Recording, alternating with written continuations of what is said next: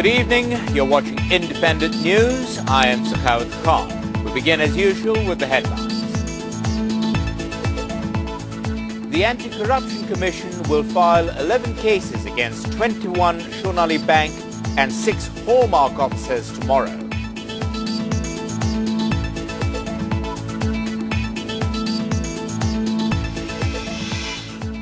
Jubadol President Moazzam Hussain Alal and 21 others have been arrested in cases filed over Tuesday's clashes in the capital.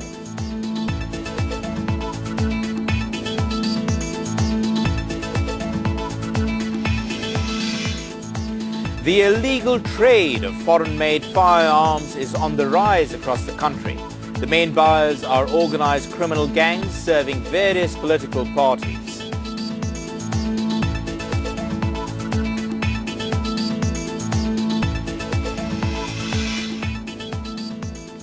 The Anti-Corruption Commission has decided to file cases against 27 people over the Hallmark loan scam. ACC Chairman Ghulam Rahman said that 11 cases will be filed in this regard with 3 police stations in the capital tomorrow. The chief of the anti-graft watchdog also said that 21 Sonali Bank and 6 Hallmark officers will be sued. Ghulam Rahman also said that the ACC will ask for wealth statements from former board members of Sonali Bank and from senior officers of the Hallmark Group.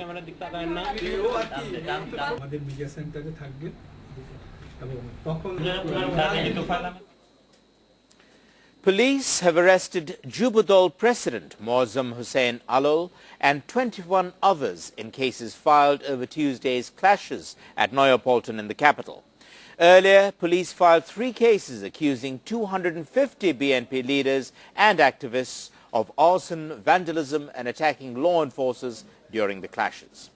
Witnesses said that after being confined to the BNP headquarters at Neapolitan overnight, Alal went out around 12 noon with other party leaders and lawyers. Soon thereafter, the detective police arrested him from the Kakrail area.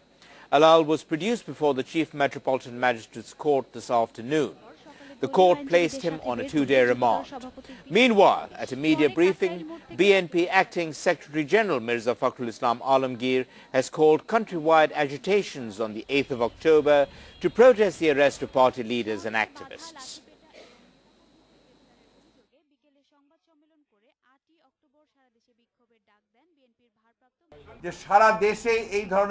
Through their activities, the government is pushing the country towards confrontation. We are consciously trying to avoid violence. We, along with the people, are trying to move forward to establish their rights. Prime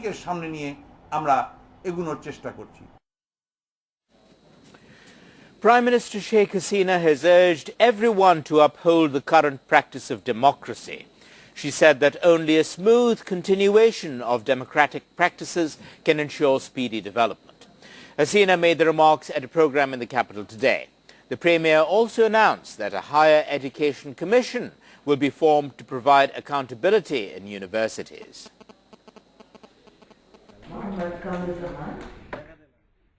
At the program, Sheikh Hasina presented the Prime Minister Gold Medal to 82 graduates of different institutions under the University Grants Commission. Later in her speech, the Premier urged people to invest more in the education sector. She announced tax exemptions for donations made in the sector. Hasina also disclosed her government's plans to introduce an independent accreditation council to oversee educational standards at universities.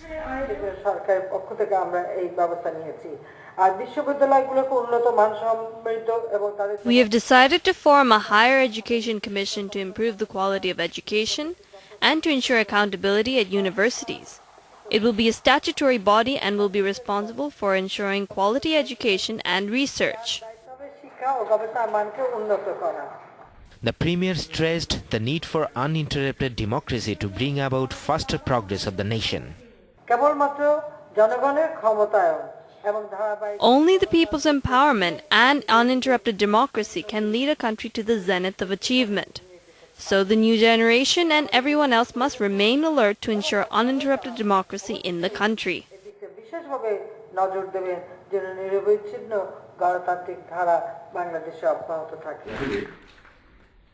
Sheikh Hasina went on to say that a high-powered committee has been formed to ensure that foreign educational institutions open and run their branches in Bangladesh in accordance with the rules and regulations here. At least 240 people have been arrested over the recent attacks on Buddhists and their temples in different areas in Cox's Bazar. Border guards and army personnel continue to patrol the areas, but the people who instigated the attacks have not been identified as yet. 14 cases have been filed so far over the incident in 4 police stations of Cox's Bazar. The violence erupted after a picture of a burnt copy of the Quran appeared on the Facebook profile of a local Buddhist man. It resulted in 19 Buddhist temples and around 100 homes being destroyed. Victims say aid from the government has been insufficient. Many Buddhists who fled the affected areas are still homeless. Ramu Police Station Chief AKM Najibul Islam has been suspended on charges of negligence of duty. State Minister for Religious Affairs Muhammad Shahjahan Mia is scheduled to visit the area.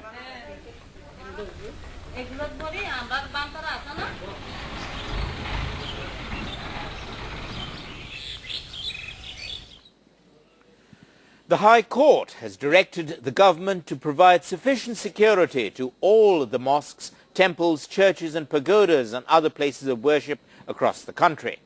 The court also expressed anxiety over the violence in Ramu Upazila of Cox's Bazar. The High Court also asked the government to explain in a week why it failed to protect the Buddhist temples and homes in Cox's Bazar. In response to a writ petition, the High Court bench of Justice Mirza Hussain Haider and Justice Qazi Muhammad Ijarul Haq Akhand also directed the government to submit a report by the 17th of October. Another High Court bench of Justice Naima Haider and Justice Muhammad Khurshid Alam Sharkar asked the authorities concerned to explain why they should not be directed to pay compensation to the victims of the attacks and for vandalism in those areas.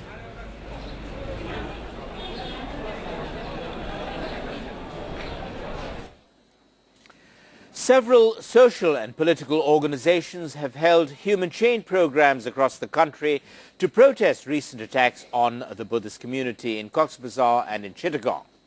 2 left-leaning political parties staged human chains in front of the Narayanganj Press Club today. Narayanganj Citizens Forum and several cultural organizations, including the Udichi, expressed solidarity with the programs. In Joshore, Shommilito Sanskritik Jyot formed a human chain. Speakers at the program demanded immediate punishment for the perpetrators of the Ramu and the Potia incidents. Several other cultural organizations also held programs in Rajbari protesting the attacks.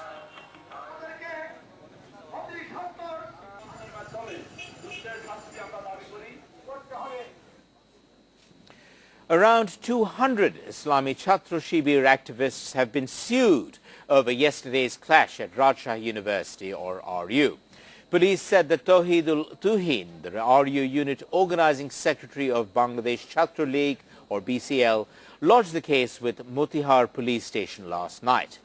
RU Shibir unit president Ashraful Alam and general secretary Saifuddin Yahya have been accused in the case. A deputy commissioner of the Rajshahi Metropolitan Police, Shah Ghulam Mahmood, said that around 400 police, RAB and BGB personnel have been deployed on campus to maintain law and order. Meanwhile, the police have detained 14 people over the case. Earlier yesterday, supporters of BCL and Shibir locked in clashes over establishing supremacy on campus.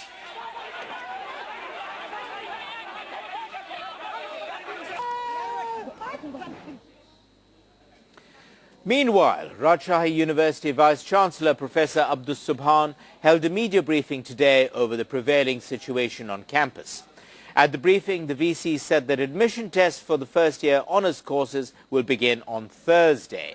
The VC also said that prospective students and their guardians need not be concerned over yesterday's clashes on campus because adequate security measures have been taken to ensure that the tests are held smoothly. Professor Subhan also said that he is following the directives of the Education Minister.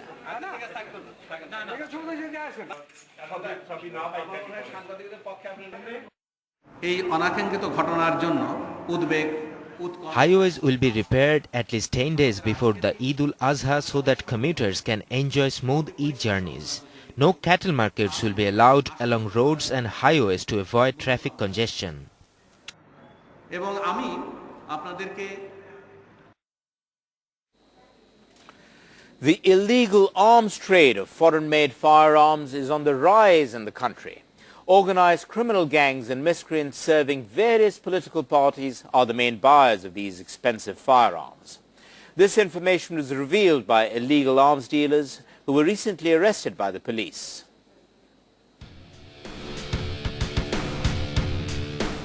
The market for state-of-the-art firearms in the underworld is booming. This man, who used to be an extra lab technician, managed to get himself a license for keeping firearms.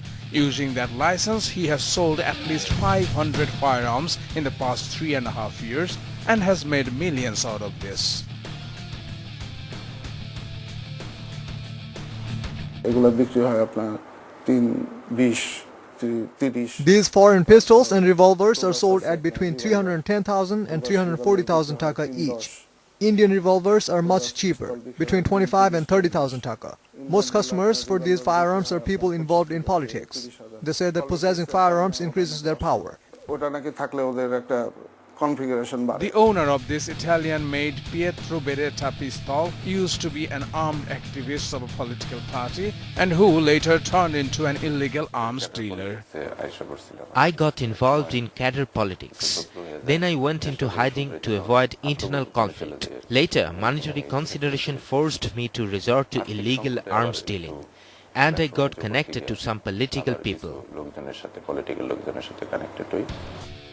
They not only sell illegal arms but also make fake licenses for their customers.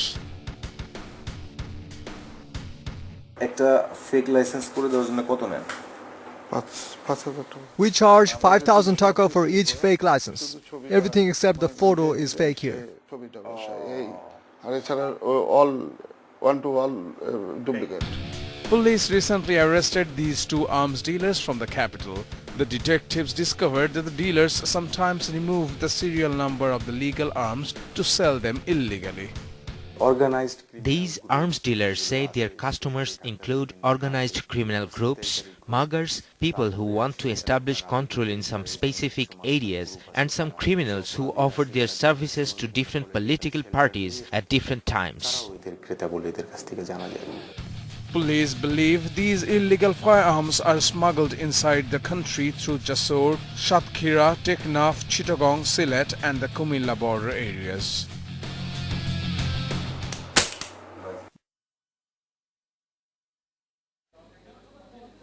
It's time for a short break now, but here's what's coming up after the break.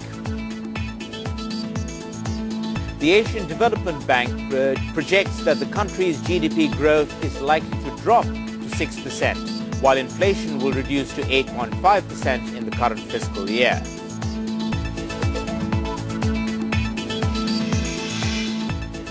The National Board of Revenue has taken an initiative to revise the list of TIN holders in a bid to prevent tax evasion.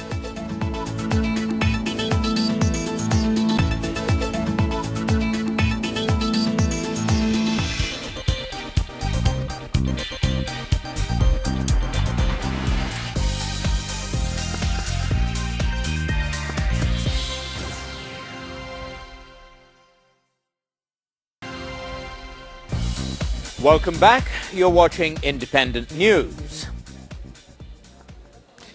The Asian Development Bank, or ADB, has predicted that Bangladesh's GDP growth is likely to dip to 6% in the current fiscal year. However, the ADB also said that inflation will come down to 8.5%. The projections were made in a publication titled Asian Development Outlook for 2012. ADB Country Director to Bangladesh, Teresa Ko, and Principal Country Economist, Zahid Hussain, officially presented the report at the ADB Country Office in Dhaka today. The ADB also discouraged the Bangladesh government from taking excessive loans from the banking sector. The lending agency, in its outlook, also warned that the ongoing political instability may have a negative impact on the country's overall economy. GDP growth in fiscal year 2013 is expected to slow to 6%, unchanged from ADO 2012 forecast. Export growth is expected to remain low in the first half of fiscal year 2013, although some expansion is expected in the second half. We have more news, but that is with Adnan Hussain. Adnan, anything interesting? Oh, cricket, ICC T20. The semi-finals tomorrow and the much-awaited finals on the 7th of October. Let's hear about it. Communications Minister Obaidul Qadir has urged the LGRD ministry to ensure that no makeshift cattle markets are set up along busy roads in the capital ahead of the upcoming Eid al-Azha. At a meeting in the capital today, the minister also said that all ongoing road repairs will be completed before Eid to ensure smooth travelling for commuters. The meeting also decided that the CNG stations will be kept open 24 hours a day from the 24th to the 28th of October. It was also decided that Meghna Gumti Bridge will be closed to traffic to carry out repairs from the 12th midnight to 6 a.m. from the 6th to the 20th of October and from the 3rd to the 17th of November. Railways Minister Mujibul Haq, also present at the meeting, said 14 special train services will be introduced ahead of Eid.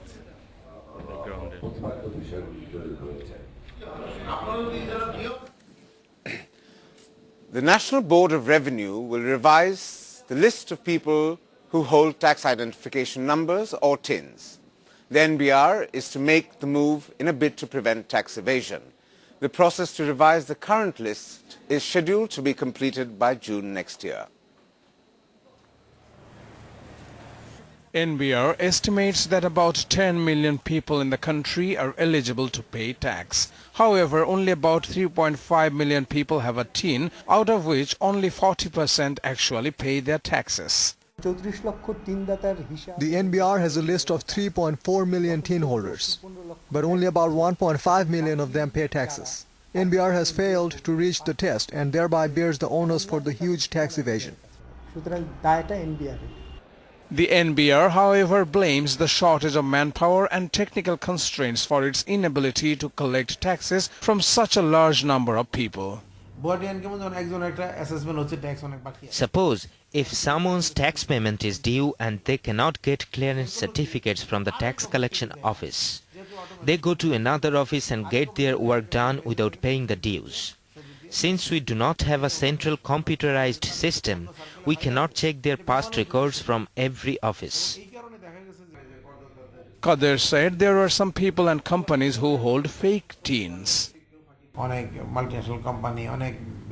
We know that some multinational companies and even some big banks have not shown their expenses correctly or even have hidden some of their expenses from us.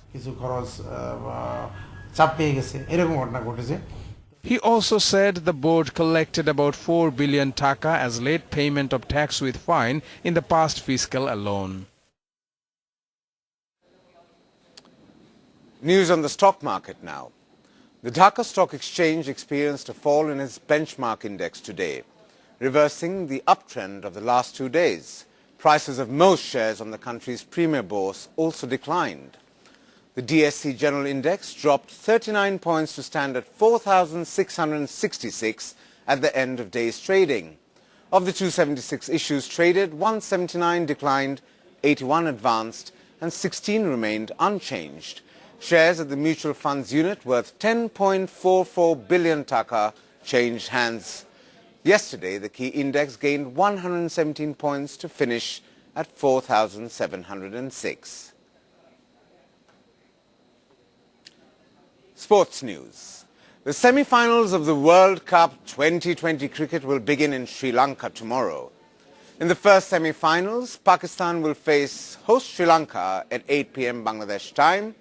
In the other semis, Australia plays against West Indies on Friday night, also at 8 p.m. Bangladesh time. Earlier last night, Pakistan's victory over Australia meant South Africa were conclusively out of the tournament, even before their match against India. The Proteas took the chance of spoiling India's party. South Africa won the toss, kept India down to 152, and passed 121, ensuring India's elimination on the basis of net run rate. The final match of the World 2020 will be held on the 7th of October. That's all from me at the moment. Back to you, Sakhawat. Anything that you would like to add? No, I think that's all we have time for this evening.